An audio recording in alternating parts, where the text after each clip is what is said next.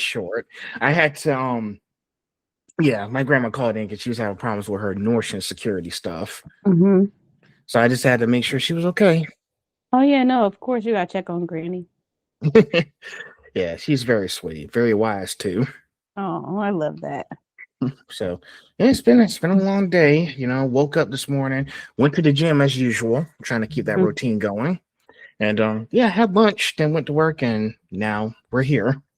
Yeah, I've been at work all day. I'm just now getting done. I was actually supposed to be off today, but it turned out I was not going to be off. So, Wow, that's okay. Well, hmm, hey, it's probably life is a priority first. yeah, Yeah. definitely. So like the fire in the background. Thank you. I didn't want anything to like play any sound, so I'm like, the fireplace thing is cool versus It's looking at okay. TV, huh? Yeah, hey, that works. Hmm. So well, well, now that we're here, I guess we can go ahead and get this thing started. So nice to have you here. So my name is Phil, host of the Conversation Podcast, and I have a guest here with me tonight. Introduce yourself. Who's Baby Tattzz I'm speaking to this Monday evening? Hi, my real name's Alexis Nelson. I go by Baby Tattzz, and I'm a tattoo artist in Columbus, Ohio. Nice. Mhm. Yes, she's done a lot of work if you haven't checked it out. So go check it out, please. So before we get started, I want to start with a little bit of an icebreaker.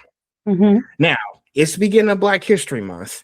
I Yes. got one question for you. Have you ever done any and yes, by the way, I'm wearing Static Shock for this podcast.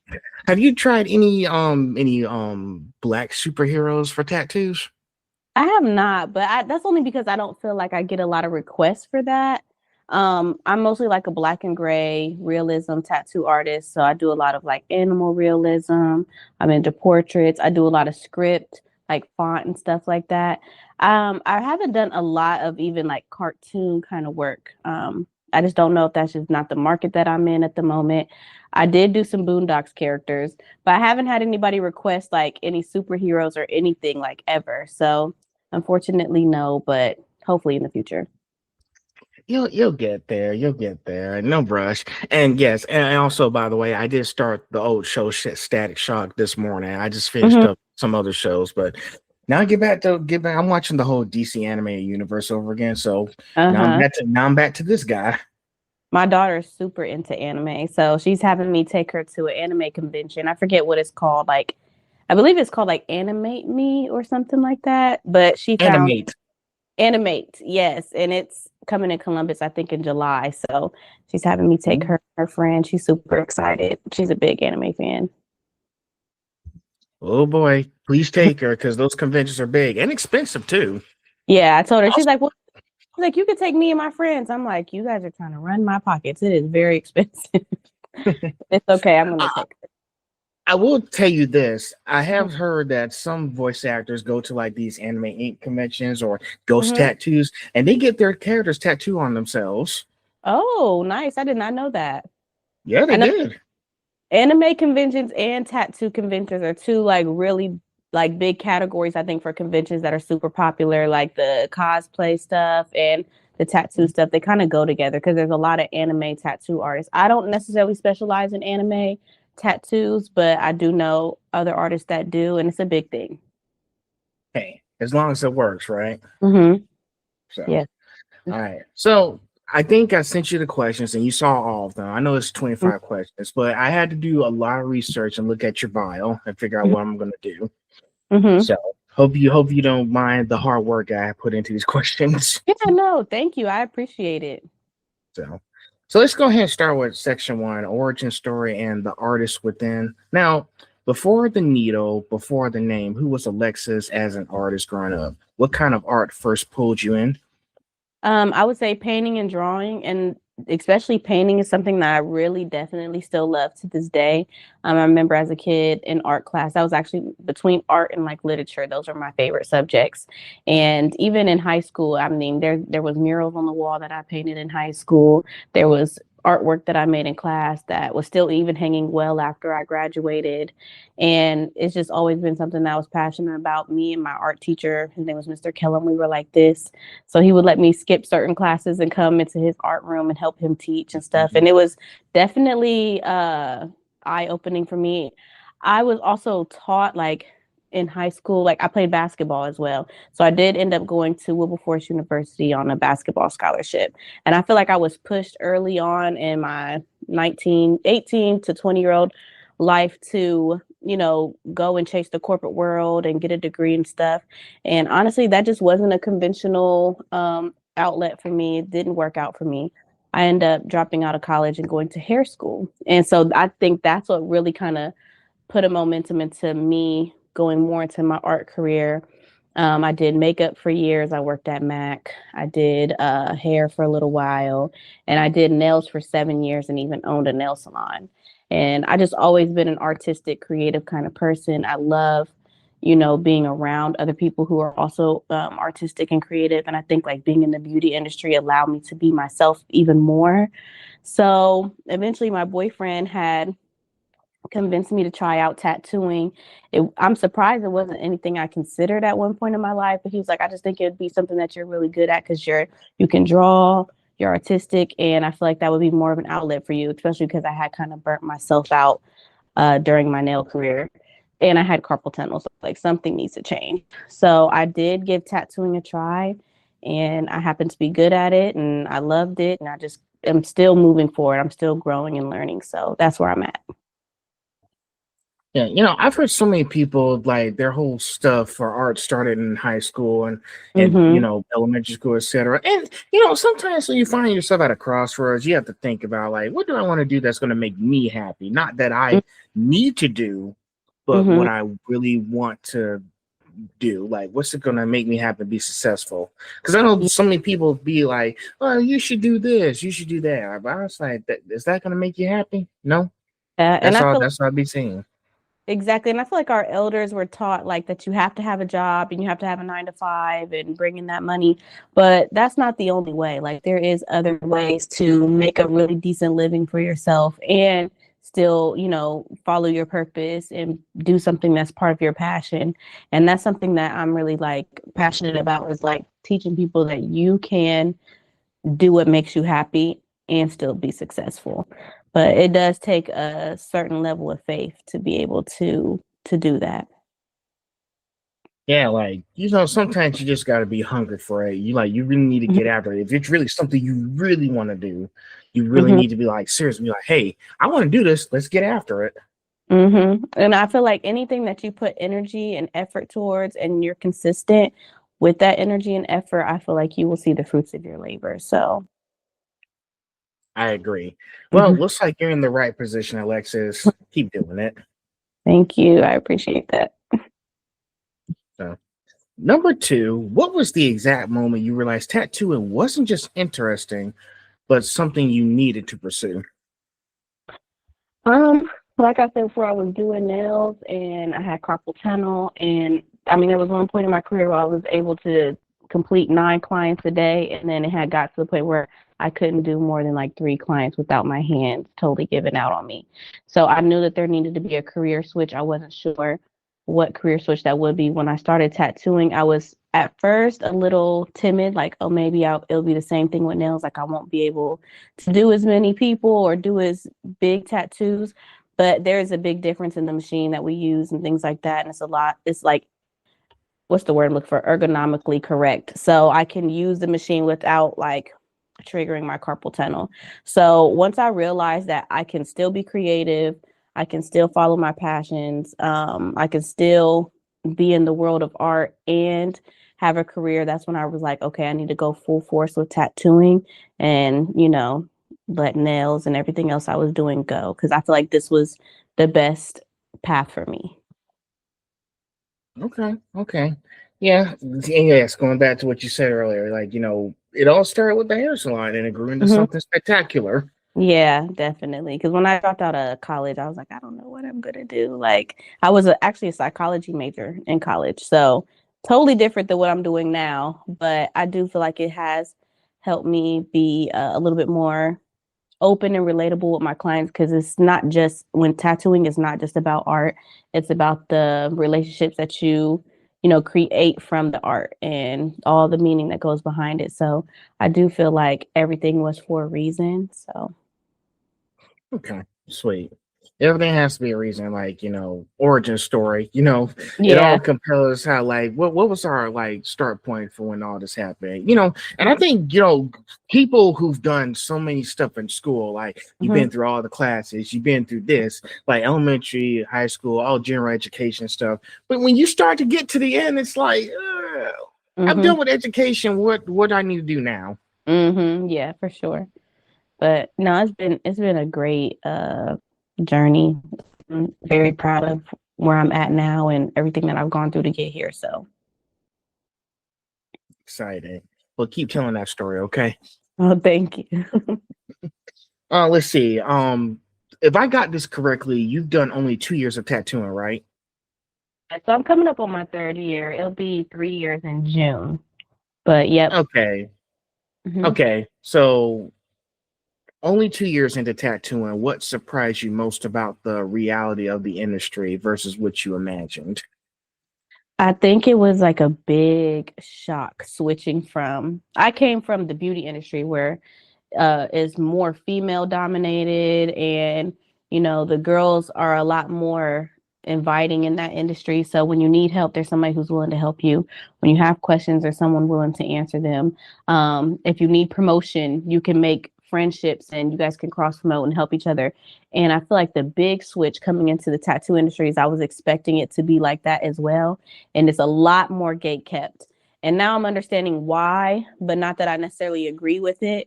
But when I first started out, there wasn't a lot of people that was willing to help me out, ask questions they weren't willing to answer. Even trying to go and shop at some of the tattoo supply stores. I remember one store cracked the door open on me and was like, "What can I help you with?" and didn't let me in. So it's very gate kept, almost like, I don't want to say a secret society, but when you first are trying to get in, it can be hard to get your foot in the door. And you really have to work hard to make those relationships and build trust and all that with different artists in order to be a part of the industry, I guess. And I do wish that it was a little less gate kept because it's an art form, and I don't feel that art should be gate kept. I feel like it should be accessible to everybody, but I guess it is that way due to like the history of tattooing and all the other politics behind it. But yeah, that was the main thing. It was like this is not as open and friendly as the beauty industry. So, Yeah, because and I'll tell you this, I interviewed another tattoo artist like when I was at the what was it called? Dylan those Arts. Dylan oh, Arts. last Yes, year, that's the yeah. recent one. Okay. Yeah, it was the one. It was the one in Savannah last in September, and I met her. Her name was Hannah. She actually, we talked about a few things. I think, wait, yeah, we talked about a few things talking about how it's mostly men doing the tattoo and women can't do tattoos, and it's kind of like really interesting to me because I was like, okay, sure, men can do tattoos, but women can do tattoos as well. Like, I don't care who you are or what you are, as long as Yeah. I get my tattoos and it's done correctly. Hmm. And adding on to that, like, some people hide so many secrets, Hmm. techniques, and like, the secret sauce to like how Yeah. the tattoos are being made. And it's like if we expose our secret, like everybody's gonna want a piece of the cake, Hmm. and it's really hard to keep it from those keep those people from getting their hands on it. What I feel like is that the tattoo industry, and then this is actually a fact, it's a male dominated industry, but it's also a white male dominated industry. So sometimes it could be harder for women or women of color to get their foot in the door because we just need the opportunity to learn. And if you are, I guess, a minority in that system, it's going to be harder for you to be able to get access to that kind of information. That's my personal belief too. Hmm. But and I do feel like that's some of the tribulations that I ran into. But I also was very grateful to have met some even Black men in the industry that was willing to help me out. Like, it just took a matter of, like I said, building and forming those relationships. But yeah, it definitely is a male dominated industry. But women can tattoo very, very well. And I know some amazing like powerhouse tattoo artists that are women, of all different races. So I do feel like eventually one day, and I think we're working on it to where it'll be more of an open industry and we'll see more artists coming out the woodworks. But yeah, that's where we're at right now. Right, it's a work of progress. One time I did post it on my bio on my Instagram saying, "Never give up because great things take time." Hmm. These things don't happen over time. And you're right about the whole white male being dominant over the industry. Hmm. It's not just females, people, because lately with the state of our world today, you got more diverse people coming in. Because I've seen a lot of Hispanics, Chinese, Hmm. Japanese people doing tattoos day to day, and it's like, huh? So anybody, like, it doesn't matter what you are, y'all can do tattoos, and Yeah. that's been a thing since like what, like 1980, if I got that right. If males are doing that. But Hmm. you get the picture. Yeah, and if we really was to get deep into it, if you go to the history of tattooing and where tattooing originated from, it was in Asia and African cultures, and it was more of a religious thing and a cultural thing. So, but yeah. Gotcha. Dude, I'm learning a lot today. Hmm. So, yeah, listen, every day I learn something new. Yes. So, number 4, what did you think tattooing became your happy place specifically? Wait, sorry. Hmm. Let me rephrase that. Why do you think tattooing became your happy place specifically compared to other art forms? I feel like it became a happy place because there's not necessarily a ceiling on where I could go with the art. Like, I meet all different types of people. They're gonna want all different forms of art. I'm constantly gonna be challenged. And I like for instance, if I make an example out of nails, I do feel like there was a point where I was burnt out, I was bored, and it was the same thing because you can only do so many nail designs, right, on these tiny canvases. And I was like, oh, I need something new. Like, I need something fresh, something where I could be creative. I could come in here on Wednesday and do a bunch of little meaningful names and birth dates. And then on the next day, I could do a full blown back piece of something somebody has been wanting for their whole life. So there's no ceiling and no limits to my art in this industry. And that's where I decided I wanted to dive deep because it's something I really enjoy doing. You know the old saying, you can't put strings on me. Yeah, definitely. Like, I don't want to feel limited. I feel like this is my only life that I'm good. Well, not my only life. I'll probably have, if you believe in reincarnation, I'll probably have more lives. But this is the one life I get to live right now. And I want to do all the things that I want to do. And I'm a multi talented individual. And I do believe in people being most multifaceted. And I don't want to put myself in a box ever. So, yeah. Right, that's true. You can be a person of many talents. Like, Hmm. myself, I'm doing a lot right now, trying to do this. So doing like all the Twitch streaming, and now I'm out to like find jobs for like, because I finished cybersecurity and everything. So it's Nice. okay to be a person of many talents, because it's something that you have to have some sort of foundation to keep yourself Hmm. sustained. And Yeah. and another saying is, some direction is better than no direction. Yeah, and I don't like when people say negative things about people who have multi interests or whatever. Like, oh, they're a jack of all trades, and a jack of all trades is a specialist in none. I don't believe in that. I believe that you should explore every aspect of yourself while you can. Exactly. We're almost at the end of this section, and then we'll be in section 2, representation, skin tones, and intentional work. Okay. Now, here's a question. You'll like this one. How did the name Baby Tattzz come to be? And what does it represent for you now? So I had a very hard time coming up with what my tattoo name would be. I actually tried out a couple different ones, but the reason I chose Baby Tats is to go back to like where I was saying that it was hard to get into the industry and there was a lot of gate kept information. They like to call tattooers who are newer in the industry baby tattooers. And so I kind of looked at myself as a baby tattooer. Like, I mean, I still would technically be considered one. And so that's where the name Baby Tats came from. But also, and I haven't really got into it yet, but I do want to teach more in this industry. Like, as I'm learning, I also want to teach and I want to help other baby tattooers get into the industry. That's something I'm passionate about, is like kind of breaking open the gate kept door that is to the tattoo industry. So that's where Baby Tats came from, because I want to help other baby tattooers. So, but that's just like my stage name now. So Well, hey, I still like it. So Thank you. I keep it. Don't change it. Because, this, I think it's nice that you have, see, okay. So, see, now Mhm. I understand the context behind it Mhm. because you want to help people who's in the same boat as you were back then, trying Yep. to find their way through tattooing as well. Yep, You exactly. know, I think Bunch that's of how those, oh, go ahead. No, I was just saying a bunch of baby tatters, me and the rest of them. So, And I've seen so many creators on the internet, they have to come up with very specific names. I've seen so many people, even the people I've interviewed before, they had to think very hard about their names. There's hmm this one girl that I interviewed. She does like a lot of not safe for work stuff. And hmm she goes by Azora. So she came hmm up with Azora because Azora means blue skies in Japanese. Oh, nice. And I was like, That no, I'm really into Japanese stuff too. So actually, my studio has its own name. It's Yume Ink Studio, which Yume is dream in Japanese. yeah. But yes, I'm into that type of stuff too. Yeah. It took me long enough, using my username. I changed it was before it was Phil Crew 2000 because I was born in 2000. But hmm now since I'm getting into like this whole business, like I'm really growing now, I was hmm like, okay, I'll go ahead and embrace the name. hmm I changed it to Phil Crew Productions. That's nice though. I like that, and it So represents you overall in the business. So. yeah, so basically, like productions, I be talking about a lot of these things here that you see the backgrounds, but hmm it's like I can talk about anything. I can do anything. hmm Productions means you can do anything. Yeah, So it's like, okay, well, shoot, let's just change it to productions.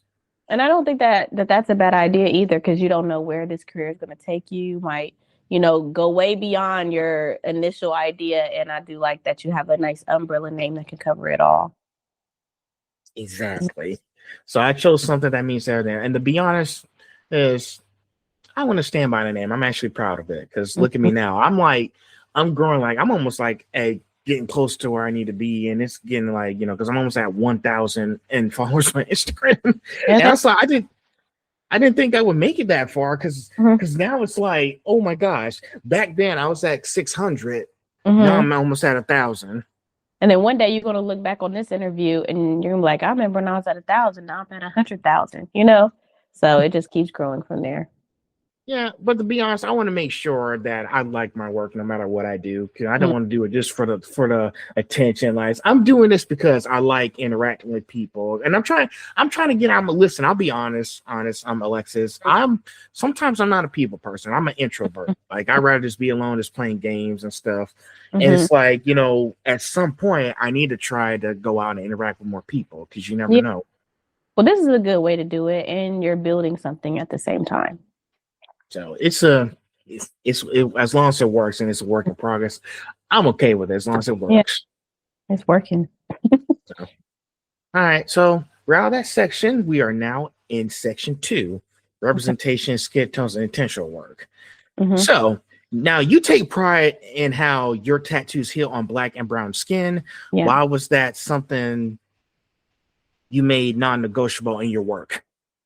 Well, one, I am mixed race. My mom is white. She's from Louisiana. My dad is black. He's from Trinidad. And just being, a mixed race girl or biracial girl in this industry. Also, like I said before, like with it being gate kept for artists, I do feel like it's also gate kept for clients. Like there's a lot of black clients that want to walk into a shop and get some work, and sometimes they're turned away because the artist may not have a lot of experience working on their skin tone. And there is a difference between tattooing fair skin and tattooing brown skin. Like there is some techniques that need to be switched around, and color theory knowledge that needs to be known and stuff. So with me like switching over, I was grateful enough that I started to have a clientele with tattooing early on, because a lot of my clients that came from my nail clients, they kind of moved over. They support me. They have supported me through everything that I've done, and a majority of my clients are black. So I started tattooing black skin from the beginning, from the very beginning, where most people would like, I think the traditional way to get into tattooing is to and I did not do this, was to go get an apprenticeship somewhere, work as an apprentice for a year, tattoo the people they give to you, tattoo the walk-ins that come in that shop. And in that scenario, most likely you'd probably tattoo a lot of fair skinned people first, and then you would have to learn how to tattoo brown skin and melanated skin tones of all colors, light to dark. And I feel like I did the opposite way. Like I'd start tattooing melanated skin first. And, and I have a lot of Black clients right now, and I want them to feel comfortable. I want them to feel at ease when they come to get a tattoo. I want them to feel like the idea that they have can come to life through me. So that's why it's important for me to, put that out there.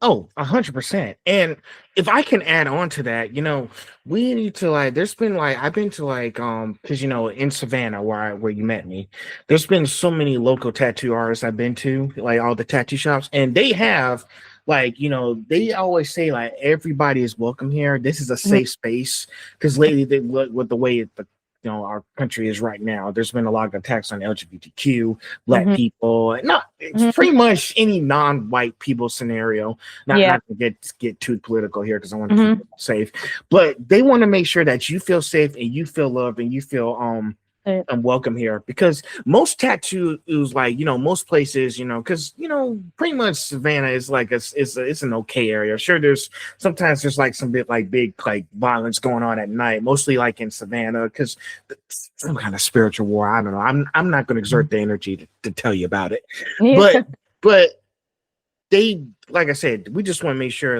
diverse people, no matter what you are, you'll have a safe space here, and you'll be represented with the tattoos that you get. Yeah, that's good. Unfortunately, there's a lot of cities where they don't have a lot of that representation. I'm glad that Savannah does. Maybe a lot of smaller cities that, don't have as much of a diverse culture there. I can see a lot of clients who are Black that are interested in getting tattooed, definitely getting the short end of the stick, and that sucks. I hate that is the scenario.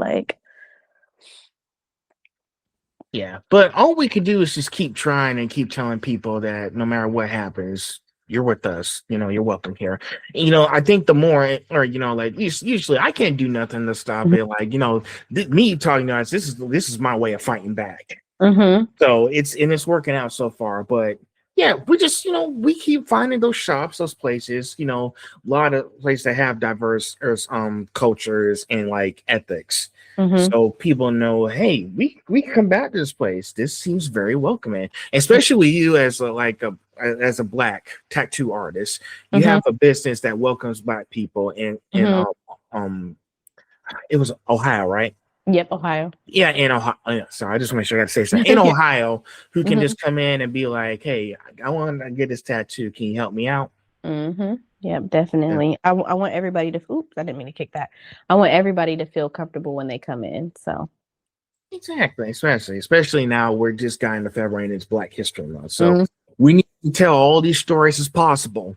So, next up, have you noticed misconceptions clients have about tattooing darker skin, and how do you actively push back against those myths?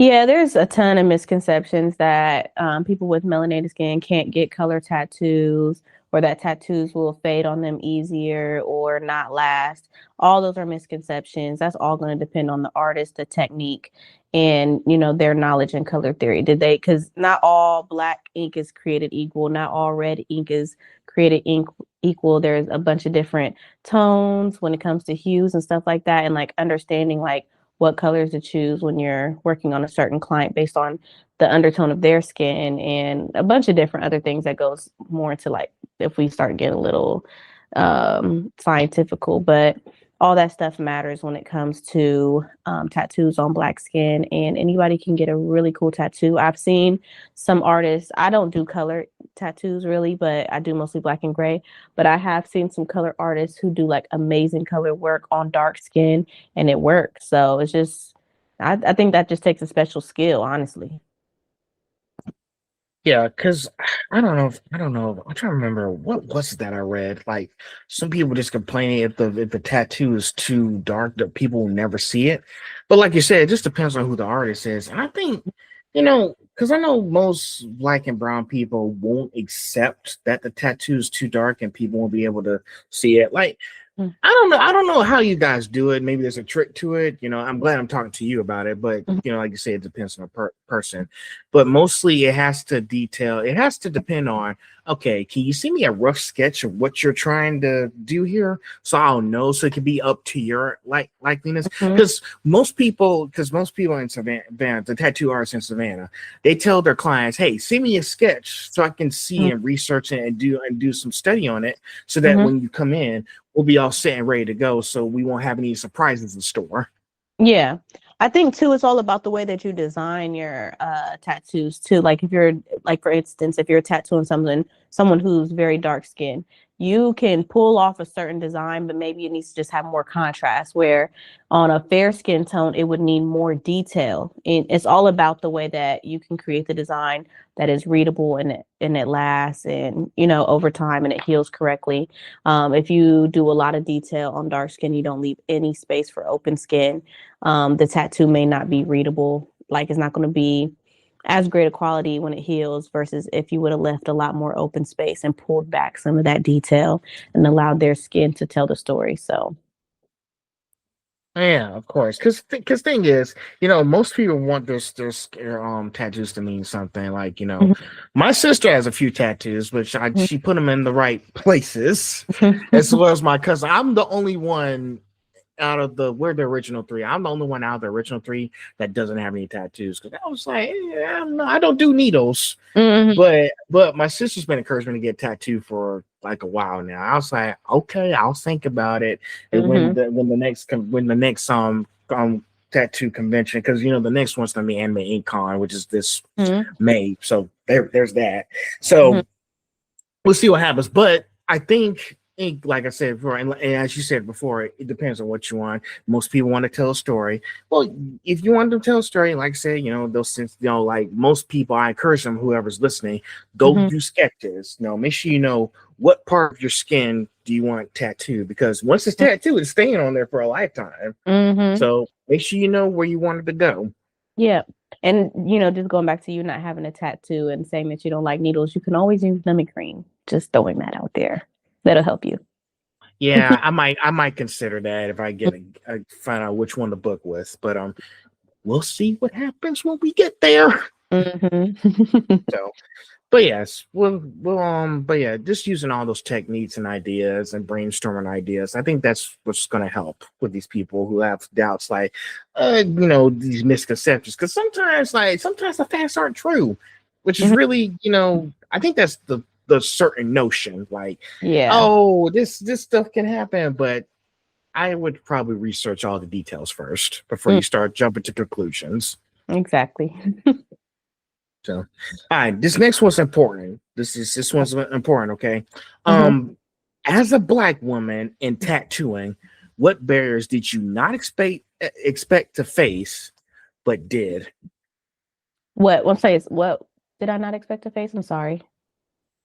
Okay, it says as a black woman in tattooing, what barriers did you not Oh, expect to face, but did? barriers.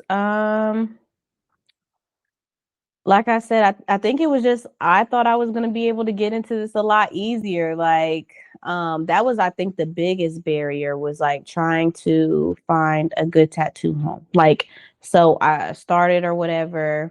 I started like most tattoo artists start at home, practicing, getting better, and I didn't go the traditional route of getting an apprenticeship. So you're like, we're already like the non-apprentice, the self-learners were already kind of like an outcast in the industry because we didn't follow the rules or the normal formula of becoming a tattoo artist. So that was number one. Number two, when I started looking for a tattoo home, the very first place I went to was an all-girls shop. It was all girls. I was the only black girl there. I think I worked there for about like 7 months, didn't quite feel at home. So I went back to working in just like a studio by myself, but I wanted to be around other artists. Like I wanted to have that energy and I really felt like I needed that to grow. And I was a little nervous like to get into a shop that I knew would be mostly guys and I don't think that I'm your like I have the stereotypical tattoo artist look. Like I think a lot of people are surprised when they first meet me and I'm like, "Oh, I'm a tattoo artist." And they're like, "Oh, really?" Because I don't think that I necessarily like fit whatever people think a tattoo artist is stereotypically. So I was a little nervous, like going into a shop. The second shop I went to was I was the only girl, so it was like a big switch. I went from all girls to the only girl, and that was a good time. Actually, I loved working with those dudes, and I feel like I grew as an artist there. But I think like the barrier was finding like a good tattoo home. Like you need balance in your work environment, and that was hard to find like a really good spot to get in. And on top of that, like I said, people weren't being very friendly in the beginning as far as like me becoming a part of anything that they were already a part of. Wow. Yeah, I understand. Sometimes it's kind of hard when we start somewhere and it's like, shoot, like I'm not gonna be like these are new people that you're interacting with, and and it's like I just started out. This isn't how I'm feeling about it. I think sometimes you have to have some stumbles and falls at first. Yeah. But you have to take the time and understand and like, okay, what can we do that's going to make me feel like I'm welcome here and comfortable here? And you like, I know some of you guys have like at-home studios with tattoo and everything, which is actually kind of impressive because I was like, the way things are right now, most people are doing at-home work. Like usually, I'm usually here because this is my, pretty much my office because my bedroom's over there. I just lately with the stuff I've been doing as far as like computer stuff, I'm going to have to be working at home because sometimes you're not in the office most of the day and all you need is a computer and start working. Yeah. But for you in particular, when you start tattoo, you had to go from place to place. Sometimes it takes a while to have the money to be able to do all these things and set up your own studio. Like, don't get me wrong, Alexis. Your own setting up these studios is really expensive. It's going to take time to get to where you need to be. So if you have to do day jobs, part-time, etc., or to just be in a tattoo studio for months, that you need the money to build your own studio like as you have right now. Yeah. Do it. Sometimes we do things we don't want to do. It's something my grandma taught me when I was a kid. I had to do things I didn't want to do, and that's how I got to here today. Didn't stop me from what I have to do. But yeah, sometimes you want to make sure you have a plan together. Put a plan together. See, now my grandparents are in my head. Something my granddaddy told me before. People don't plan to fail; they fail to plan. That is very true. I like him. Yeah, he has a good one. That is very true. I feel like I'm definitely like a leap of faith type of person. So I just want to be around good energy, and I don't mind like the hard work. Like I don't mind the uncertainty sometimes. Like if I know like what my end goal is, because I know how determined I am. But yeah, opening up a studio, it was expensive. Definitely took a leap of faith. I was very nervous leaving the shop that I worked at before. But really, I needed to leave the shop because when you work in a tattoo shop, like you have to go by the owner's rules. That's just kind of like standard for tattoo industry. Even though you technically work for yourself, you kind of don't in a way. And so I have 2 kids, and my son, he's 3. He's autistic. So I just need to be able to spend a little bit more time with my children and have like more of a flexible schedule. And I could not do that at someone else's shop when they have business hours and things that they expect out of us. So I just needed to do what I needed to do to be able to open up a studio and work for myself and be the mom that I wanted to be, on top of being the tattoo artist that I want to be. Sometimes you just gotta have your own business, just be your own person. I think that's the only way to do it. Because Yeah. most people will work for somebody for like years, and it's like, shoot, I'm like, I can't do this anymore. I gotta do my own thing. Yeah. And So it's gonna take time, but sometimes we have to get through the hard stuff first. And looks like you've done that. You've been through the hard times, and you got to where you wanted to be now. yeah. So I'm sorry, I just keep looking at that fireplace on the screen. That is very amazing. I love that. I just think it looks cute. Like if nothing is to be played on the TV, you might as well have like a little fireplace going instead of having a real fireplace. That is sick. Shoot, Thank I think when I start going out soon, I might have to figure out plans for my own place. But I'll figure it out later. That's a discussion for another day. So let's continue. Now, what does it mean to you when a Black or brown client sits in your chair and sees themselves reflected in the artist?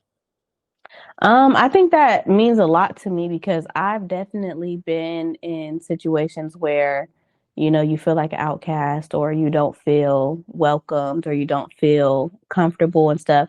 And I want all of my clients to feel like they came to the right artist, that we were meant to be in some capacity when it came down to what they're getting, and just that the universe brought us together. So it does mean a lot when my clients are happy to have me as an artist and happy to have me doing the work and feel, their selves reflected in me, because I do feel like it's a powerful thing to come together and create a piece of work that's going to be on them forever, you know. Oh yeah, definitely. And I've seen so many people be like, I feel comfortable because she's like me and she looks Mhm, like me. I mhm, could do something like that too. I've seen so many people who done like a lot of representation. And I'll give you a few ones. You've seen mhm, people like I'm turning back to superheroes and pop culture for a second, okay? You've seen so many like superheroes, like it was representation, and we're talking about representation all this time. Like with Static Shaw, this is a black superhero, like a mhm. 5-year-old black kid said that could be me right there. Like Yeah. you gotta have those certain representation in tattoo arting. Sorry, tattoo artists, Mhm, illustration, mhm, modeling, fashion designers, etc., burlesque, whatever you do, mhm. and be like, that could be me doing this amazing stuff. Like Yeah. I've seen so many people, so many little black girls back in 2023 when they Mhm. did the live action version of The Little Mermaid, and Oh, Halle Bailey was that. yeah. That was amazing. Like that, Mhm, they've got so many views. I think it was like almost like 50 million views, mhm. and it's like, yes, finally, like this could be me. I could be Ariel now. If you see where I'm going with this. Yeah, no, representation is key. And I do think it's important for people of our community to feel at home in any industry, whether that's the beauty, the tattoo industry, anime, film. Representation is so big. And especially like this month, I think like I'm glad that you're doing this and that you're highlighting like just Black figures in different industries, especially the art industry. So yeah, it's big. Hey, I like putting stuff out there, telling new stories, like new updates. I like doing that stuff. And like I said before, I've been watching a lot of shows. Like I said, I just started Static Shock. As you see, I'm wearing my shirt right now. Mm-hmm. So I just started episode 1. I'm trying to go back and watch it. And plus, later probably after this whole week is over, I do have plans to watch Black Panther, Hmm. Soul, Captain America: Brave New World. Have you ever seen So Black Panther? yes, I've seen them back in 2018. Rest in peace, chat with those, man. Hmm. And I need to watch Black Panther Wakanda Forever. See, there's a lot of shows I gotta watch now. Yeah. So So I don't. I think I seen you. I met you the last day of the convention, right? mhm. So with the second day of the convention, I had a guy come in and he asked me to tattoo. You remember the tribal that he had what in Wakanda in the movie, the Black Panther movie. What was his Yeah. name? And Michael B. Jordan. I don't know why I couldn't think of that. Oh, you're talking about Killmonger Yeah, Killmonger. Remember the tribal kind of, it's called like the Dinka. It's from the Dinka tribe. Do you know what I'm talking about? in the That's Jaka kind of stuff. yeah. Yeah, we was So wearing he that got too. that tattooed. Like that's what I've asked. Actually, wrote him the other day because I forgot to take a picture, and I was like, "Can you please send me a picture of your tattoo?" But that's what we did, kind of like going over his shoulder to his back. Is we did like the Black Panther, Mm. like the tribal on him. He wanted a tribal tattoo, but he didn't necessarily want like the traditional tribal tattoos that you usually see. He wanted something more for our community and representation of us. So I thought that was really cool to get that to do that at a tattoo convention. That was amazing. Man, I should have stayed put and saw you do it. Why did I leave? I think I that am was a the day before I met you though. So like I met you on the last day. He came the second day. So if you would have came oh, a day earlier, you would have you would have seen me tattooing that. I am But ashamed of myself. I'm sorry. it's okay. I'm gonna post a picture soon whenever he sends me one. Well, shoot, I want to keep eyes on that work you do. Like I Mhm. said, I like seeing all kinds of black creators doing all kinds of artistic stuff. Like I follow like so many black cosplayers. They're following me because they like what I've done. Mhm. No, So I guess it goes as being a black creator. So yeah. And I love how we support each other so much. Like we really, really need that. exactly, we need to be together more than ever now. And there are other races who are supporting Black History Month Mhm. as well. So Mhm. I want to just saying thank you for that as at to people who are supporting us as well. We got to keep that energy going. We do. All right. Let's see. Now, all right, we're almost at the end of the section. Then we'll be in section 3. So, during Black History Month, how do you personally define representation beyond just visibility? And you probably already know the answer to this. How can you ask me the question one more time? I'm sorry. It's okay. During Black History Month, how do you personally define representation beyond just visibility? That's a very hard question, honestly. Beyond just visibility and like being seen as an artist, I just think like even online, like being able to have different groups that you can talk to. Like for instance, like there's a lot of groups on Facebook of like tattoo artists and stuff. And sometimes it can be hard to find people to connect with in there that make me feel comfortable, seen, or a part of the group. You know what I mean? So I feel like having people that support you and having people that look like you in your inner circle that's willing to kind of like you could collaborate with, or you know, things of that nature. I don't know if I'm making any sense, but just like able to have people in your industry that look like you, that you're able to work with, collaborate with, different things of that nature. Yes, definitely. You gotta listen. You gotta go meet those groups. We've been, there's been a lot of people. We're pretty much, I'm pretty much part of the blurred community now. Mm-hmm. Blurred community. They call it blurreds. Take out the end and put blurreds. I've been talking to a lot of people. Join those group chats and everything. Made those connections. Like I said before Alexis, I'm an introvert, but I am trying my best to go and talk to you guys. Mm-hmm. No matter how long it takes. An introvert too. Like I'm extroverted with my clients and at work, but like outside of this, I'm a homebody. I'm always with my kids and my family, and I feel like interact with other people the most at work. Like this is my time to socialize. Yeah, we've just got to learn how to switch between introvert and extrovert. Mm-hmm. Know when it's time to relax and just be by yourself, and just be out there and interact with people.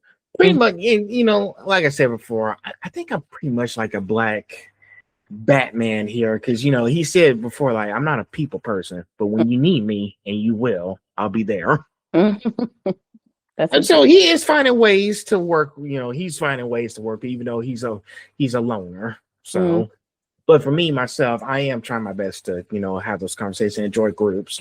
I've joined I've joined a lot of groups on like social media just to be part of just anticipate. And I have followed a lot of like Black creators who have like big followings, and some of those creators, they do follow me back because they like that I'm supporting them and they see all the work I'm doing. They're trying to show their support as well. Yeah, honestly, too, I've been trying to put myself in more spaces where there are Black creatives. I don't know if I will be able to do this one, but there is a tattoo convention that is a Black Tattoo Artist Expo, and I'm really excited. I would like to be able to do it. Haven't fully decided if I will be able to. It's going to be on Juneteenth weekend as well. It's called Hampton, and it's in Hampton, Virginia. I think that's going to be a great one for Black tattoo artists. So as far as like visibility and stuff, like it's great to like, have my clients come in and have someone that they can feel comfortable with. But as an artist, it's like really good for me to try to put myself in spaces where I feel seen too, and that I can grow as an artist. Yeah. Well, it's a work in progress, but like I said, we got time to do. So you got time to figure it out. It's no rush. Yeah, for sure. I say we just keep putting ourselves in those spaces, do the best we can, and see where this takes us. Yeah, I agree. All right, we're out that section now. Now we're in section 3, the chair experience and the client connection. So now you want clients to feel comfortable, excited, and celebrated. Now, what's the first thing you do to set that tone when they sit down? So how a normal day with my clients go, like when I first come in, they're usually coming in right with me. And I said, I have the TV back here. I automatically give them a remote. Put on what you want to put on, because everybody likes different stuff. Some people like to watch TV shows while they're getting tattooed. Some people just want to hear music. And then I also have a bookshelf with an array of books if I happen to have somebody who prefers reading. So just anything to make them feel like more settled in and stuff. and I like to design the tattoo with them here in person. I might do like a little bit of designing before they come in, but I kind of like them to see my creative process and then them to be able to add on to the tattoo, like, oh, can we make that red, or can we make that bigger? Can we add these words to it? I like them to be a part of the process so that we're creating together and we can be on the same page. And I do think that that makes them feel more comfortable because they know what they're getting. They can see how the work is coming out in there. They can feel free to add any edits at any time, like right here in the middle of it. So those are two things, like allowing them to be a part of the creative process, allowing them to set the tone inside my space as far as what they want to listen to. Because I don't actually really care if we listen to music or watch a TV show. I'm fine with either. I'm going to be like tattooing. So, but those are two things that I do to make my clients feel more comfortable. And like I said, I am a little bit of an introvert, but when people come in here, I can't kind of am an open book. So I talk to them as much as possible too, to make them feel a little safer.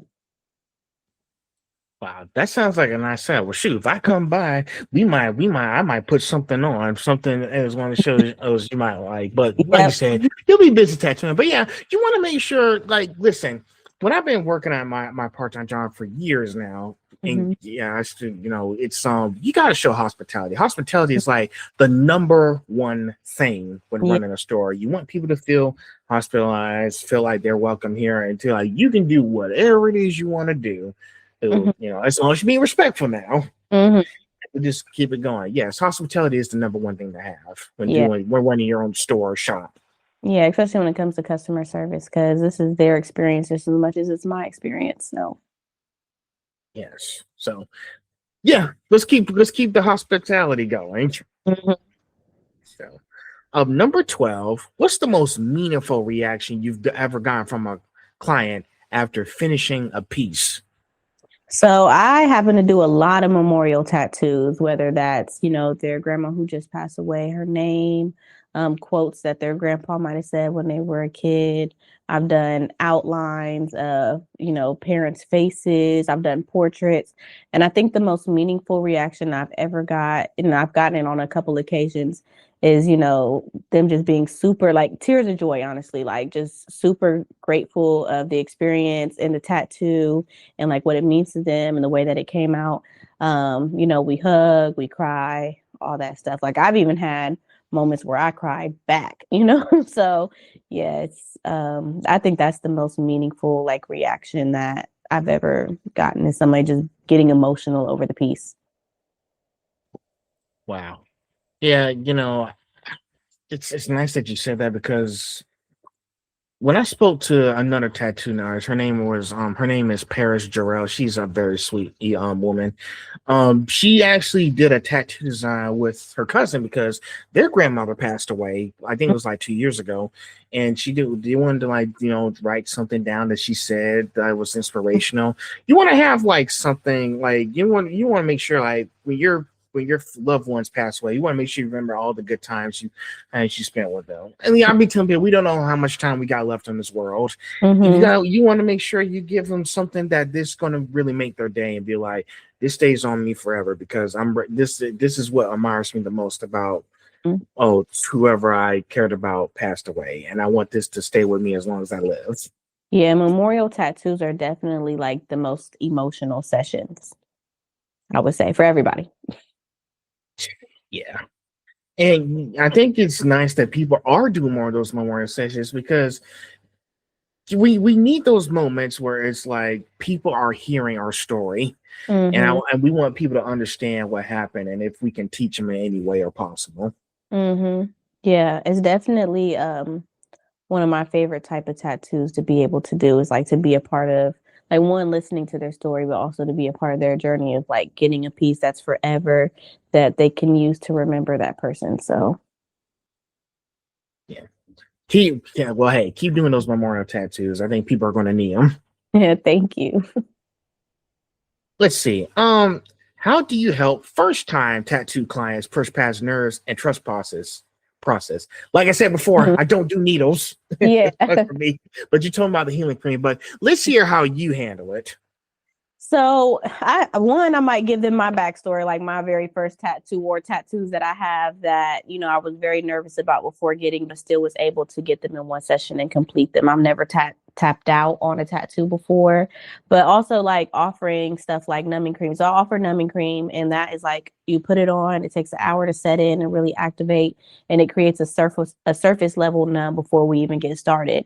Then to make sure that the numbing is continuing throughout the process, especially if it's a bigger tattoo, I have numbing spray. So we can use that during the session to re-numb the skin. Like say if they like, you know what, it's starting to sting a little bit, we could take a break. We could do the numbing spray. Usually takes like 15 minutes for that to kick in. And then we could keep the numbing going so they can finish the tattoo pain-free. Also like just allowing them to have, like if they want to stop and get some food and letting them bring that into the session. I always tell people to bring candy because some people, their nerves get so bad that they can actually pass out. Like that's happened. So I always tell people like my system sends them a text message like, make sure that you eat, make sure you drink water, make sure you're bringing something to drink to your session so that you can stay hydrated. Also just having candy at hand, like, hey, because whenever somebody does get to the point where they're about to pass out, they need some sugar. So like giving them some candy or something to start helping them feel back to normal, offering the numbing, and honestly, really just like I said, allowing them to watch what they want on the TV and just anything to make their nerves kind of calm their nerves, because it can be a little nerve wracking, especially if you're doing a big tattoo or if you're doing a difficult placement.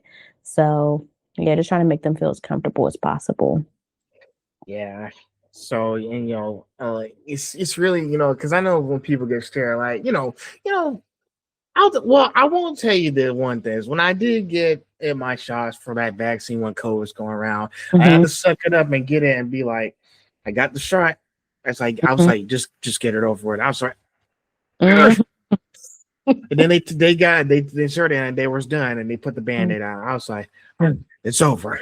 Yeah. So I'm trying to. Thing is, I know I'm still scared. I hate scared and hate needles, but I realize at some point I still need to take those needles. Yeah. So especially with my sister encouraged me, I need to get a tattoo or something. I was like, I might as well try to get used to it. I would say just do something small your first time. Maybe get a quote that's special to you or something small, not super detailed, and just see how you like, so you could get the idea of what that pain might feel like.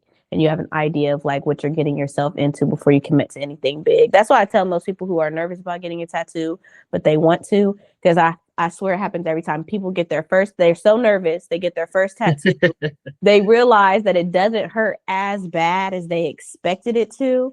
And then now all of a sudden they have all these different tattoo ideas and they're in every month getting a new tattoo. So that's usually how it happens. Yeah, my plan is to get something small, something that means something. Like I think for me, with this whole career I'm doing, I want to get something that says you can do it. Mm-hmm. You should. There's something plain and simple. Mm-hmm. You should do it. So, so Well, if you ever come to Ohio, I'll do it for you. yes, ma'am, I'm on it. Oh, let's see. Wait, did I skip that one? I'm trying to remember where we were. We got lost in conversation. I forgot where we were. Hold on. I think the last question you asked me was something. Here it is. Here it is. I found it. Have you ever turned down a design because it didn't align with your values or the client's long-term happiness? I have turned down certain tattoo designs, not necessarily because it didn't align with anything morally, but I do like I'll explain. Sometimes clients will ask for designs that won't translate well into a tattoo. Like, yeah, that looks really good as a digital piece of art, but it necessarily wouldn't translate as well onto skin because that's a live organ that we're going to be altering. So, if we can't get on the same page about a certain design as far as like placement, color, design wise, I will turn it down because I do not want to be the artist that took on a project that they didn't have faith in and then it doesn't turn out as well as it should. And if there is another artist out there that feels more comfortable tattooing that, then they should probably go to them. I've turned down tattoos that people have requested inappropriate body parts. I will not be tattooing anything of that nature either. That's just a comfortability thing for me. But I haven't I've been lucky enough to not have anybody who asked me for any highly offensive tattoos or anything like that. So I haven't had to turn that down. If the moment ever presents itself where someone asks me for something that I just morally don't align with, I definitely will turn it down. Oh yeah, there's so many people who request weird stuff like that. And this is making me upset. There Mhm. was a situation with Stella Chu. She's very sweet. I met her at Anime and Con. Mhm. She said and I saw her story saying this person was sexually harassing her because and he wanted her to tattoo his down there. Yeah, So I've had that request as well that I've also turned down. It's yeah. unfortunate that people even ask for that. I mean, Yeah, now some tattoo artists do it, but I don't understand how they be doing that stuff. But we're not going to get in deep into that. But yeah. going back to her, I saw what happened, and it's like, hey, y'all need to really respect us female tattoo. It's hard for us as females as we're in this industry, and people are harassing us like this. hmm No, I've definitely been sexually harassed by clients and stuff before. I just tend to ignore those people. Like to tell a story, I was working in that shop with all guys, and I remember there was a man. He asked to come in. It was wintertime last year. He was homeless, and he was just looking for a place to warm up. And everybody in the shop was friendly and was like, "Yeah, come in. Warm up. Like, definitely get comfortable." And I mean, he had asked me for my Instagram account name, and I gave it to him. I just thought he wanted to see my work, like didn't think anything of it. And then later on at night, I didn't see it till the morning, but he had sent inappropriate pictures and sexually harassing messages and stuff. And I just told my boss at the time, he was like, "Oh, if he comes back in here, we won't allow him." And he literally came back in the next day, and I was very uncomfortable. I just went to the back, and then they escorted him out. But it's unfortunate that female artists even have to have experiences like this or endure anything like that, because we just want to come to work, show up, and do our best, just like everybody else. And I'm pretty sure there's men in the industry who have been sexually harassed too. It goes both ways, but it is unfortunate that she went through that, or that anybody should have to go through that. And people are still doing this thing. And listen, Alexis, I don't blame y'all as women as being scared of men mostly these days, because there's been like a few like acts where they do like sexual harass or charges and all that stuff. Like I'm at least one of the good ones that you'll meet out there, because sometimes when people do stuff, I do call them out on it. Mm-hmm. There's a lot. Accountability is key. I think holding other people accountable and then being accountable yourself. I think we need that in Mhm. just the world in general if we want to see any change. But yeah, I mean, and I think that women are just afraid because you just never know how serious someone is about harming you. So you kind of have to take everything very serious. And I'm sorry y'all have to go through this. Like we're just trying to make art. We're trying to make money off of this amazing art we're doing. Mm-hmm. But yeah, you get, weirdos coming off the street and doing all kinds of like, Yeah. pretty shitty stuff. Mm-hmm. So you just gotta watch your backs for that stuff. But yeah, I think the most thing is, if someone wants to say, "Hey, I want you to do this" or something, like, this is the same thing I told someone about tattoo. You're gonna be tattooing like any kind of like, body parts or stuff or Mm-hmm. any kind of thing. Like most men do not ask for consent. This is something that I discussed with the not safe for work person. Like Mm-hmm. I always ask for consent. She actually liked that I'm one of the ones who asks for consent all the time, and she Mm-hmm. started following me on Instagram. She's from the UK, Mm-hmm. and consent is key. Like, for example, like let's say, for example, if I want a tattoo from Alexis, I'd be like, "Hey, Alexis, I want to get this specific tattoo Mm-hmm. on this certain place. What can we do about this?" Mm-hmm. No, I So, appreciate that. And I mean, you have been very respectful from the day I met you at the Ghost Tattoo Expo, and it was a pleasure meeting you. Like it's honestly refreshing to meet people who do ask for consent, who are respectful and don't cross boundaries. Like those people like literally make the experience 10 times better. exactly. Listen, I try my best. My mom and grandma taught me some manners. Good. So, I'm trying my best every day. Sometimes I make mistakes, hmm but you're going to make mistakes. It's inevitable, but we Yeah. learn from them. hmm So that's the main point. All right. Now, number 15, and then we'll be at section 4. We're almost at the end. We're going to go sit in. Only 2 sections left. Okay. What do you think separates a good tattoo experience from a truly unforgettable one? hmm Well, I think like the story that comes behind the tattoo, like when you get a tattoo, and you'll experience this when you get one filled. But when you get a tattoo and you're wearing it, people are going to come up to you like, "Oh," and they're going to ask you questions about your tattoo. Where'd you get that done? Or what is that? Or what's that mean? And I think that what makes the difference between a good tattoo experience and a great one is you walk into a shop, you get a tattoo, you're like, thanks. Usually you might have picked some of their flash designs, or you might have just pulled something off of Pinterest that you liked or whatever, and it's a tattoo. Little, whether it has a lot of meaning or a little meaning, it's like, okay, you came in, got out, that's it. But sometimes like a great tattoo experience, like when you get a tattoo, like say you may not have known exactly what you wanted. You just had an idea, but you had to talk to your artist and help them, get your vision and get your tattoo and stuff. And now you have a tattoo that you love. And people are like, oh, tell me about that tattoo. Like, oh, you know what? I went in here this day. I knew I wanted a dragon. I didn't know what I wanted the dragon to look like. Dragons just represent this, that, and that for me. And my artist was able to create me a design that I really, really love. And I feel like that is what makes a difference between like a good experience and like a really great experience, because you remember the entire session. You remember like how you felt when you got the tattoo. I think that's what makes a great experience, is like the memory behind getting it.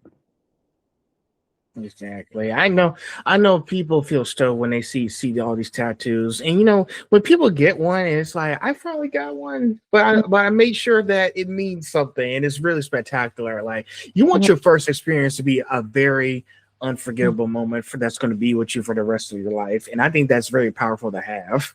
Yeah, and then even if the tattoo just means you simply just like that design and you wanted it for a long time and it doesn't have any other meaning than that, that's valid enough. Like, and if you can find an artist that brings your vision to life and put it on your skin, and now for the rest of your life you get to answer questions about when you got that tattoo, and or why'd you get that tattoo? Like, I think that's special.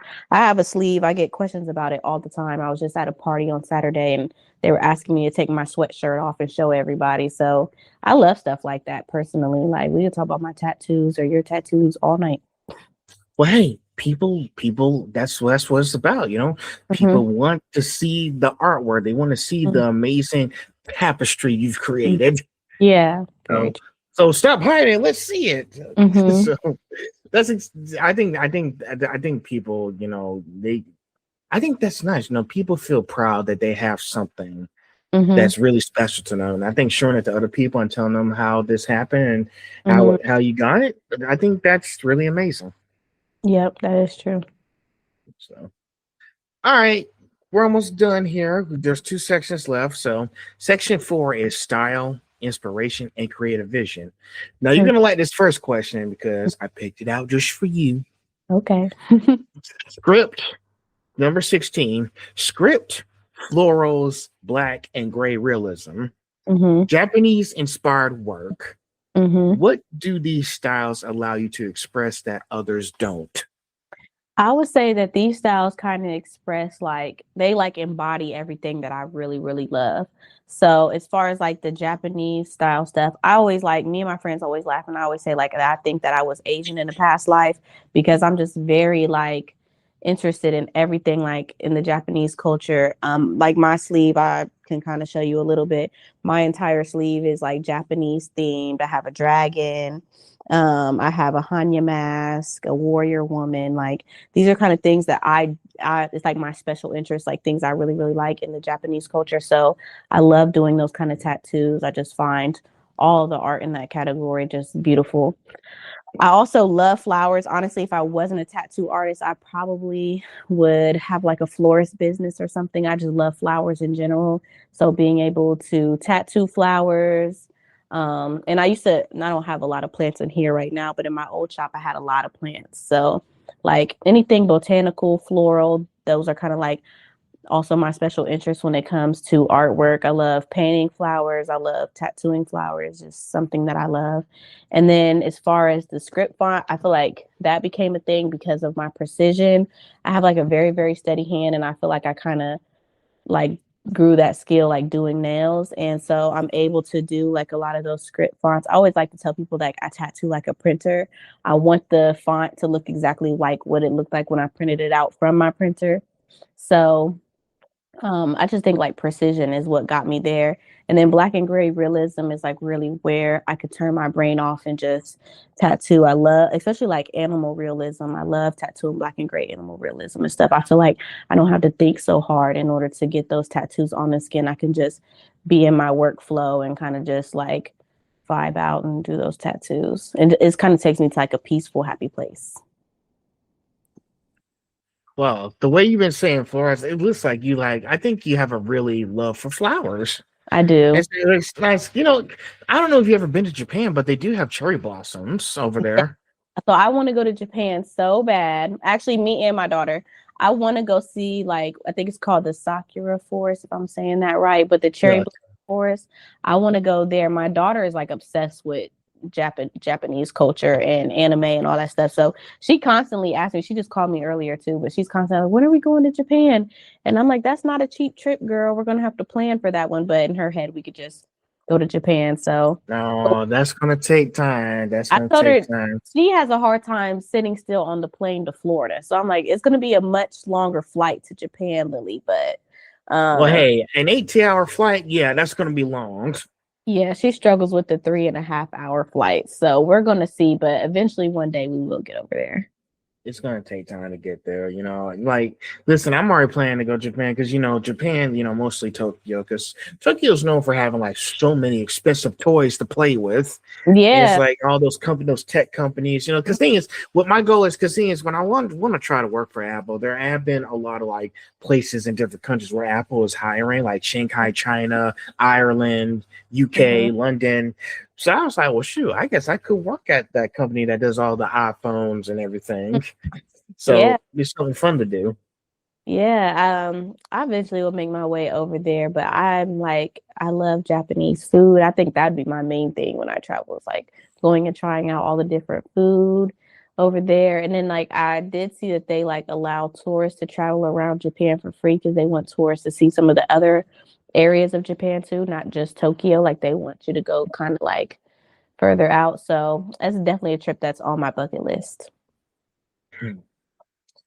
Isn't it both of ours? Mm, We're doing our best just to try to get there. yeah. But I think as long as we just stay focused and be productive every day, we'll make it happen. Mm-hmm. But yeah, but going back to that, yeah, flowers, all that stuff, because I was thinking, because when I saw your back room and you said this inspiration was like trying to express yourself, like, have you ever thought putting like a lot of flowers in your studio as well, or no? I do want to. It's just that I don't have in the studio. I don't have any like any windows for outward light, so I don't think that they would like live as long as here. I do have a bonsai tree, which my bonsai tree is doing great. Any other time in the past when I've had bonsai trees, they died, and it made me super sad. But bonsai trees are one of my favorite type of plants to have, and so right now I have one, and it's been flourishing. I do have some fake flowers over there just to give me the vibes, but definitely going to get some more stuff here. I'm not finished decorating. I actually just moved into the studio in December. So still decorating, still have a lot to hang up and stuff, but definitely be more plants in here soon. And then the other thing with your tattoos, you said you're into dragons a lot. You like Mhm. dragons? Yes, I have 2 dragon tattoos. So I got this one. It's a little older. It's like 5 years old, but it's like a dragon with some lotus flowers. And then I got this one last year. It's not finished in August. You could probably kind of see it. I can see it. Yep. So I have 2 dragon tattoos. Don't ask me why. I just like dragons. So Well, I think you've been seeing a lot of movies and TV shows to make you feel like I like dragons so much. Like I need to have one on my tag. I think dragons has been like the most mythical, very popular creature of all time. And yeah. that's really, like I've seen like, anime shows that have dragons in it, if you count Bakugan Battle Brawlers with the toys back in the day, Dan and Drago, Dragonoid, you Yeah. know, or Shenron for Dragon Ball Z. Mhm. I think that's why I think dragons are like just the most popular creatures of today in this pop culture element. And then I'm not really a huge anime fan. Like I haven't seen a lot of anime. I've seen Naruto and I've seen Demon Slayer. And Naruto had like a dragon, didn't he? That he worked Yeah. with. Yeah. So yeah, dragons are popular in like anime culture and Japanese culture in general. Yeah. Well, I gotta go back and watch some of those shows with dragons. It's really Mhm. nice to check them out. But yes, but yeah, that the flowers, it's a good combination. Those are my favorite categories. Like I'll tattoo other stuff too, but those are like my favorite to get to tattoo. I can respect that. Don't Mhm. change it. Okay. Next up, what draws you to timeless designs in an era of fast trends and viral tattoos? I think it's so easy to like get on Pinterest and just pick like some angel numbers or a butterfly, even though I love tattooing butterflies. So I'm not saying anything bad about that. But it's so easy to go pick out one of those designs and just get something like really cutesy and fun and trendy.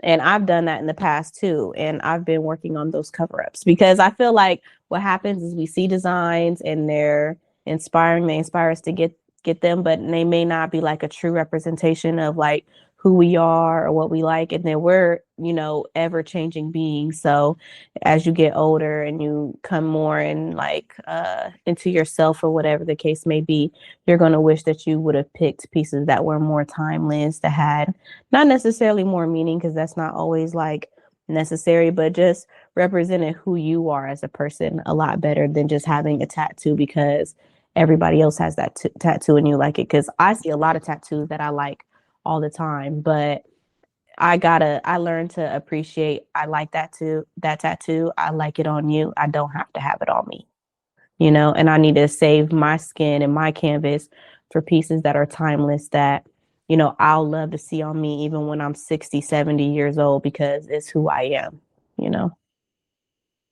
Of course, don't let that change you who you are. This is your way of doing stuff. Like I said, sometimes, how can I say this? I'm trying to gather my thoughts here. Sometimes, technology evolves so fast throughout the years, and we've seen that with all the social media and the exact thing, Pinterest and wherever other platforms you be doing this stuff. And you have to think to yourself, well, shoot, things evolving fast. How am I going to be able to improve myself fast in these times? Yeah, definitely. And then it just helps you stand out, like as a artist or even as an individual getting that tattoo, like picking pieces of art that are timeless. Like that's how you can stand out against everybody else. And like I said, great things take time. Mm-hmm. And, exactly. If you, like I said before, staying productive every day, doing your research, brainstorming what everybody else is doing, and try to apply how can I do it in my own image. Mm-hmm. Yes. That's like the difficult. Like sometimes, oh shoot, see, now I'm venting again. Sometimes people try so desperately to be something that they're not. And and it's like, like just be your own person. Don't try to be what this person's doing. Listen, everybody's journey is different. Something that I talked to with some of the voice actors I spoke to, I spoke to one of them. His name is Jack Rodman. He's the voice of the Crawler from My Hero Academia Vigilantes. He said, comparison is the thief of joy. It is. Instead of you just being able to embrace who you are because you're special, and you can show the world that you're special. But if you're following the masses, like, you're not going to necessarily, that's not following your purpose in my opinion. Exactly. Like, hey, I don't need this to beat you. I just need myself. Exactly. It's like all the stuff that you do, it makes you exactly, like, I've been seeing like so many shows, like, if I can put, My Hero Academia again in this situation, Mount Lady was saying like all these ultimate moves that you're doing. She was talking to like all the kids in high school trying to like get ready for like the all war against the villains, etc. All these moves that you're producing, they make you who you are. Definitely. So it's really amazing. But go ahead, I'm didn't mean to interrupt. You say what? No, I was saying I agree with that. Yeah, yes. So yeah, and she's not wrong. When we got to like the final showdown, it's like everybody was doing their best, like pushing through their limits. The fires was going up. And yeah, and she was right. All of these things make you who you are. These moves, whatever it is, if you're doing an ultimate move in a show, or if you're doing tattooing, illustration, fashion, artist, I can keep going down the list. Yeah, whatever you do, it makes you who you are. That's true. Like even kind of turning that into tattooing, like translating what you just said from the show into tattooing. Like I feel like a lot of times, like people have some very special skills that they're sitting on that they're not embracing and they're not working on and turning into their own techniques because they see another tattoo artist with a similar style doing it a certain way and they like their work so much they want to copy everything that they're doing. But sometimes you just need to find your own lane in that style. Like I've seen some of the greatest artists like that are really, really amazing. They have a technique I've never seen before that they didn't steal off anybody or, copy off anybody. They kind of just like cultivated it over time. So yeah, it definitely, like, I think being yourself and doing what works for you is gonna work out for you in the long run too. Yeah. And so far, I think with both of us, we're doing what we like doing. We're doing Mhm. what we need to do, and it's working well. Like I didn't expect to like do this much since I started this whole I'm podcast since June, Mhm. and it's like shoot, I've done up to at least 49 episodes, Oh which is wow, since this, June? which is crazy. Yes, June of 2025, and it's like, well, I guess I'm gonna keep doing it because my first episode blew up to that many views, and I was like, Mhm. okay, I'll keep doing it. And I applaud you because podcasts are very hard to do. Like I had thought about doing one. I had taken like done some research and taken a step back because I'm like, this is a lot of work and it's going to take a lot of time away from what I'm already doing in my main goal. So I decided not to do a podcast. I might eventually maybe just drop a couple episodes of me like talking to some artists, but overall I probably won't have my own podcast because it's a lot of work. And 49 episodes 49 episodes since last year. That's really, really good. Well, that and I'm just a talker. Yeah. I like talking to people. Like every day I go out, I just talk to people. So I found ways to use that and add that to my bachelor's degree in digital media production and journalism into this. So Mhm. yeah, I'll keep talking as long as I live because there's so much to talk about. And listen, there's billions of y'all out there. So I gotta prepare myself. Yeah, definitely. So I will, but I do take breaks in between. So there's Mhm. that too. Gotta get my strength back. Yeah, you don't want to burn yourself out. Especially with this week. I do have a break on Tuesday and Thursday, so that's good enough. You have a busy week. I know, like Mhm. I have interviews and I got 3 regular ones and 2 panels. Mhm. I should have seen that coming, but like I said, when I post that reel, I'm entering the find out stage. Mhm. Well, you're just starting to see all the results from all the hard work that you've been putting in. So, I'll remain optimistic till the end of this week. So, but well, I want to stay optimistic forever. Mm. So, um, next question. Let's see. Now, how do you help clients translate emotions or memories into visual art? Just really getting their story behind like what they're trying to translate and why they're trying to translate that. So if it's us, I don't like I said, I don't do a lot of like cartoons or characters in my work only because I don't have like a lot of people asking for that. But maybe we can like use certain words that mean certain things. Like I said, I do a lot of script. I do a lot of quotes sometimes to get the emotion across. Like say if I'm doing like a quote I might like change certain fonts. So like some of it might be in print and some of it might be in a really delicate script font and things to kind of like put the emotion in the tattoo without necessarily writing out those emotions exactly, or bringing in certain flowers because they symbolize certain things. Like for instance, lotuses are like purity, so I might do a lotus with their newborn child that they just had with their name. What else is it? Like I know a girl was going through like a really bad breakup. She had like a boyfriend's name, so we were covering it, and that was like a really big part of her life. So we did like a butterfly because butterflies, um, they signify like transformation and like just the change that she was going through. So there's a lot of ways that you can put the emotion into the tattoo in different ways. Yeah, breakups, falling outs. It's you know that's what I like about you, Alexis, and most tattoo artists too. Like every time something like this comes out, y'all do your best to customize that and put a lot of context into that Yeah. tattoo as well. Mm-hmm. Listen, when I did my interview with a previous voice actor, Kayla Tim Schiff, like we've been talking a lot about the context. Like she's based out of Texas. She's one who craves context.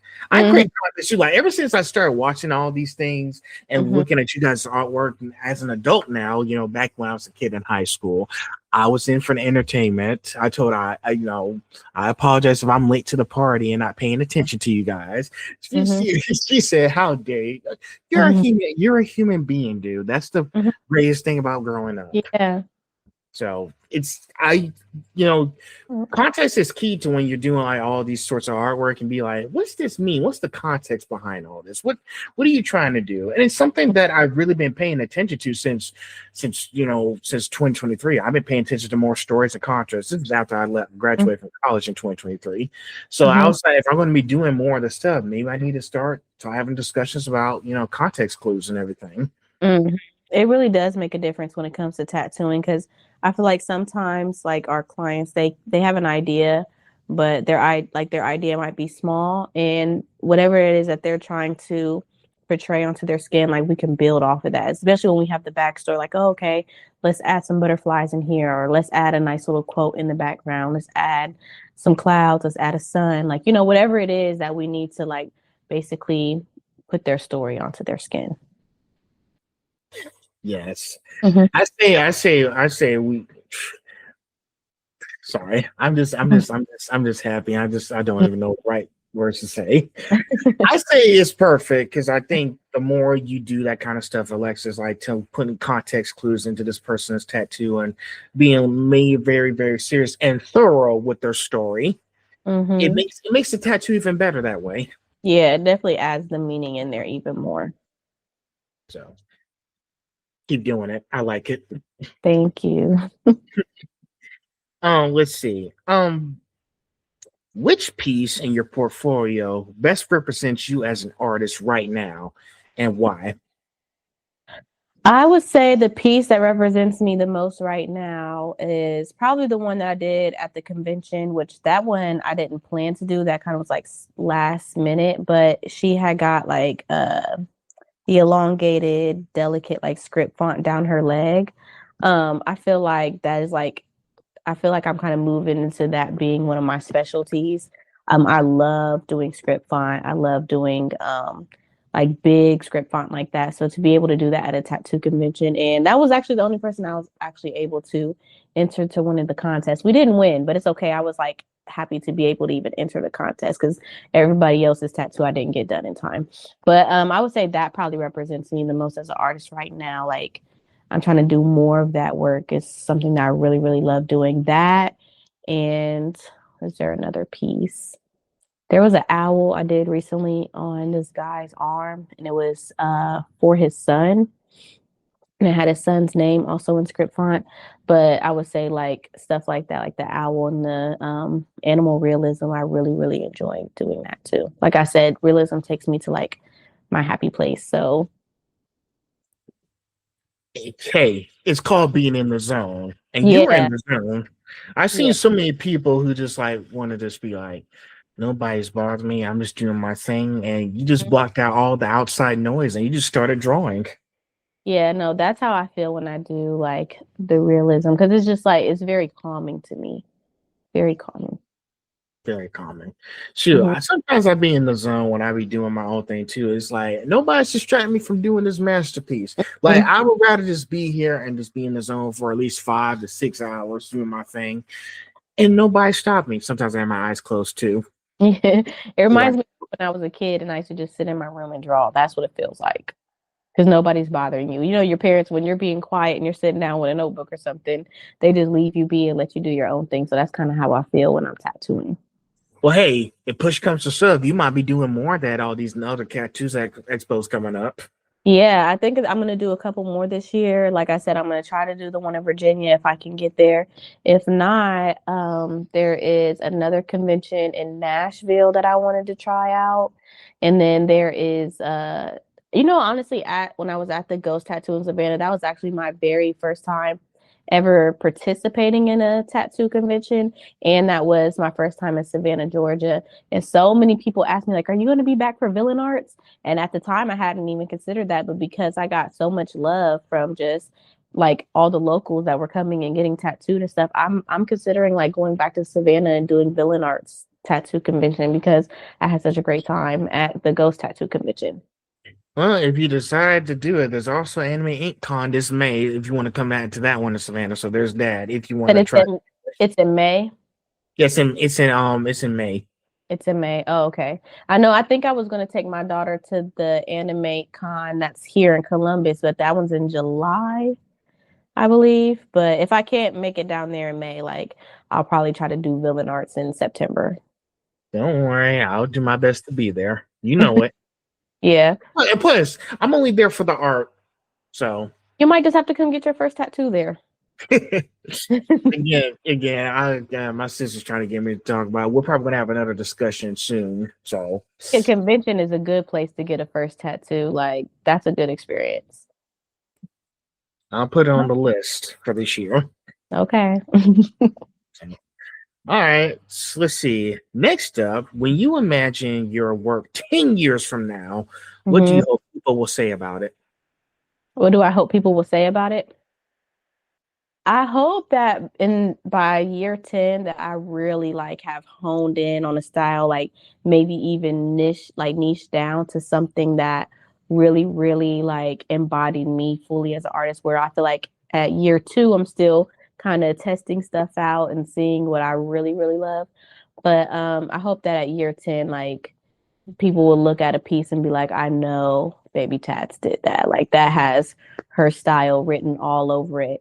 I know like by then I definitely will be doing work that like stands out. So I can't wait to see where your story takes you 10 years. I'll be there to watch the show.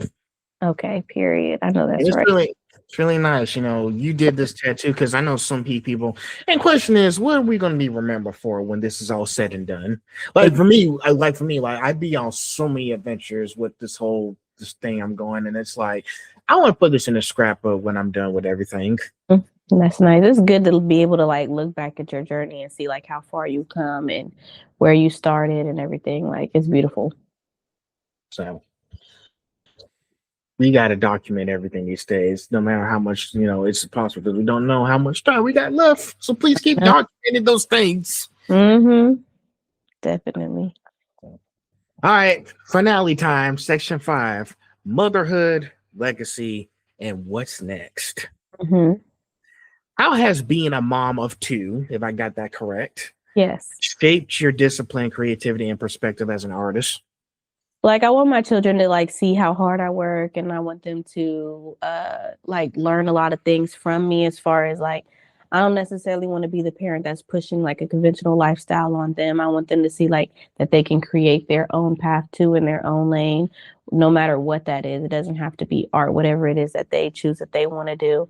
So I feel like allowing them to see me like be disciplined, to come to work even though nobody is making me clock in. I could easily sit at home and kind of push off my goals, but like watching me be disciplined, watching me chase my dreams and do something that I'm passionate about, and then just watching me be successful too, so they can be inspired to have a lot of that same drive and ambition when they get older and they start chasing their dreams.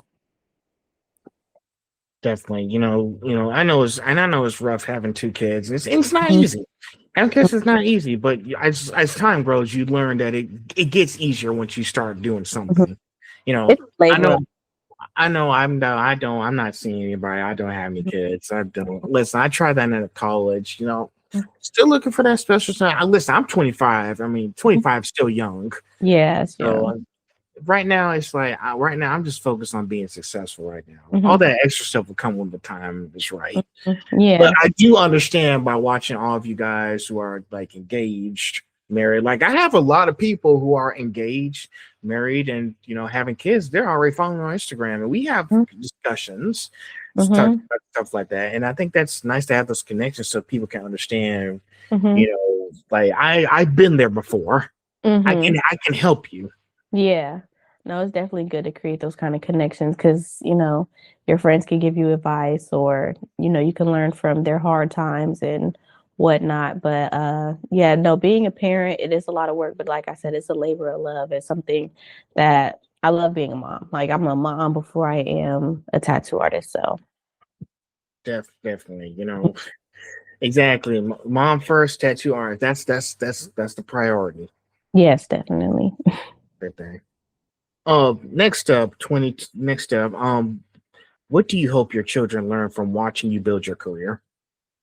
I think I kind of touched base on this. 'Cause I might have answered more than the last question, but just really like learning to follow their passion and create their own path. Really, like I feel like I was, like I said before, I was taught to go get a 9 to 5, go to college the traditional way, go to college, get a 9 to 5, work corporate life, and that just wasn't the ideal situation for me. Did not I was not interested in that lifestyle at all. And I don't want my kids to feel like that they have to abide by all the rules. They can do what they want to do and, chase their dreams and be as passionate as they want to be and be as creative as they want to be, and they can still be successful. So I hope that them watching me kind of do it all on my own way can, teach them that they could do that too.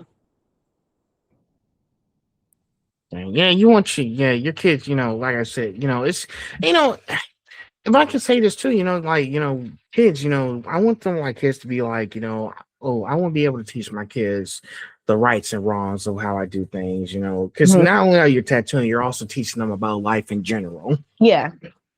And I think that's a really important mindset to have because you never know what your spouse, your kids are going to be going through, and it's best to teach them now so they'll know how to deal with it. Yeah, there's like lessons in each part of it all along the way. So, Mhm. And so yeah, I should say, just keep teaching those lessons while you're working, telling them like, life stories. I don't know if you do this, but I don't know if you like tell them any like life stories while you're working, but mhm. I don't know if you actually do that. So But I think my go ahead. daughter is constantly like, "Mommy, can you tell me stories of when you were a kid, or can you tell me stories of you at work?" She loves to sit around and like just listen to things I've gone through. So I feel like she is learning through me in a sense, like because I'm a very like open kind of fun mom, so I don't hold back too much. And like me and her were like little besties. My little baby, he's still like he's not even 3 yet. He'll be 3 this month. So me and him haven't got a chance to connect in that way, but she's 11, so now she's going to middle school and she wants to hear about things I went through in middle school. And I mean, middle school is even where I started to really like gain my respect for the arts. So um, Wow. yeah, she's coming up on times that I went through, and now she's about to make her own experiences. Wow, that's interesting. And I know when high school and college hits, it's that time. But Hmm. yes, keep teaching your kids as much as you know, because there's a lot of stuff that you might need to get share to them. Definitely. 23. What advice would you give to Black women or moms who want to enter creative industries but feel scared to start? My advice is just to start anyway, because if you look at it like if say you're 30 years old right now and you're like, I really want to be a tattoo artist, but as a mom, I'm scared of what that would look like not going to a traditional job and relying on clients, even in a slow season and stuff, or even how long it will take me to learn to be able to become a good artist so I can be successful. That time is going to pass anyway. So if you don't start now, 2 years later, like I started tattooing when I was 30 years old. I think I started literally the month before my 30th birthday. So if I hadn't started at that time, I'm now 32, about to be 33.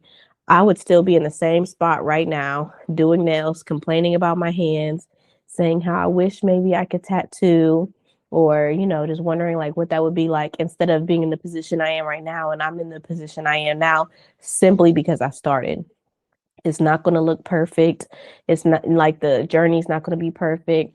You're going to run on hard times, but that's literally what's like building you up and creating you into the artist that you are. You have to go through those times. You can't go around them. You can't shortcut stuff like that. Like you just have to take the leap of faith and start. You just have to start. Pretty much, you can't win or lose if you don't Mhm. do nothing. You Yep. gotta do something. You're gonna listen. You're gonna have losses, but Mhm. even through those losses, you gain success. Like you learn from the mistakes that you're gonna make. Like I said before, making mistakes is gonna be inevitable. Mhm. But if you just sit around just doing nothing, then if you just sit in your hands, you're not going to accomplish anything. And I Yeah. don't think that's the smart way to do things. Like, especially when I was scared to go back to the school, I had to realize I have to do something. I can't just do nothing Mm-hmm. because I need something. While this is good so far, it's not making me any actual money at the moment. I realized that I have to do something in the meantime. Sometimes you have to have that mindset. What can I do in the meantime Mm-hmm. while this is like trying to get somewhere? Yeah, and I think the mistakes is what makes us learn. Like mistakes aren't necessarily a bad thing. Like we kind of need them because if we never made the mistake, we would have never learned the lesson. Not to mention, I just think that I don't know, something beautiful about the journey. Like I look back to like when I first started tattooing and I was like nervous and nobody wanted to help me and I was, like, oh, I really want to learn this and to where I am right now and I'm like, wow, I feel very proud for how far I've come in this short amount of time. It's really nice to hear your story. I say we just and like I said, new adventures await after we're done here. So we're Mm, gonna keep the train moving as far as we can. okay. So uh how do you protect your joy and avoid burnout while balancing life, Mhm. art, and business? Yeah, so I literally create a work schedule and I try to stick to that because I feel like when we talk about mistakes and learning lessons and stuff, a mistake I made in my last career, as far as like doing nails, is I may have had business hours, but I did allow people to talk me into working outside my business hours. And not only did that mess up my health, like I feel like it took a toll on my mental health because I was like just mentally drained from how much work I was putting in. My physical health, it literally, was triggering my carpal tunnel, but also I just feel like I messed up my work life balance at that time. And you need that. Like, as much as I love tattooing, this is still a job for me. And I do still have to be a mom when I leave work or before I come to work. And I still have to have a social life and have friends and take time to work out and all the different things I need to do for myself. So, uh, it's just like now I have business hours and I stick to those and I don't work on Sundays. I don't work on Thursdays and those are 2 days that are like non-negotiable for me. And I don't work outside. I don't work late nights. Like this is like late for me anyway. But I don't work late nights because I have kids and I need to be home with them. So just sticking to the rules I created for myself. Oh, definitely create that schedule. Something that's going to stick with you, and you can adapt to it. Like, I have to change out my schedule a few bit. Sometimes I'm struggling a little bit. Like, I know when I said when the new year starts, I was going to get back to working out at the gym. Mm-hmm. So far, I lost like 30 pounds. Oh, that's really good. I've been trying to keep a routine, trying to stick to the schedule. I think having schedules is the key to balancing your life out fully. It's not easy at first, but I think once you get started on it, it gets better because now it's like ever since I went back to gym, I'm starting to do more stuff now. Yeah. So I think that's key. Yeah, it really is key because I think it like really it teaches us to be more disciplined. And you need discipline in anything that you're doing to, be successful. So yeah, it's very easy for someone to offer me $500 to work 2 extra hours like after I'm supposed to be off. But I just tell myself like, no, like I'm supposed to be home by 7. I have kids to take care of and just sticking to my guns. Really, that's how I like keep my work life balance. Yes, definitely. And like I said, life is important. Life is priority. Kids are definitely priority. You want to spend as much time with your kids as possible. Mhm. I've learned that from watching. They released another Diary of a Wimpy Kid movie last Mhm. December. It was called The Last Straw. When Mhm. Grad's dad was about to send him to military school because Grad wasn't doing right again. Mhm. But after a while, Greg starts to learn and really appreciate his dad and Mhm. starts, Frank Heffley, and starts to really bond with them, hang out, does the stuff that he likes doing. Mhm. And Greg was saying like, when he messed up again, because I didn't want to mess up. Like, we were actually having a good time together, Mhm. and I didn't want to mess that up again. Yeah. But after spending time with his dad, the amateur with the other people, Mhm. he canceled the military stuff. It's like, I don't want to send you away. I want to spend as much time with you as possible. Yep. So, and I think that's really powerful to have. It is. So yes, scheduling, making that time for family, that's always important. Hmm. You're a family person. I can see that. Yeah, definitely. That other than being at work, I'm always with my family, with my kids, my mom, and my boyfriend, and sometimes my sister and her child. I also have a brother too, but those are the people that I'm around like 90% of the time. Yes, definitely. Keep those, keep making those memories. We're gonna need them. Hmm. Um, now last question, when it's all said and done, what legacy do you want Baby Tattzz to leave behind, both in tattooing and in the community? I want my legacy to be that, that I created a space that makes everybody feel comfortable, whether you're a Black creative, Asian creative, Hispanic creative. I just want everybody to feel comfortable and like feel like they belong.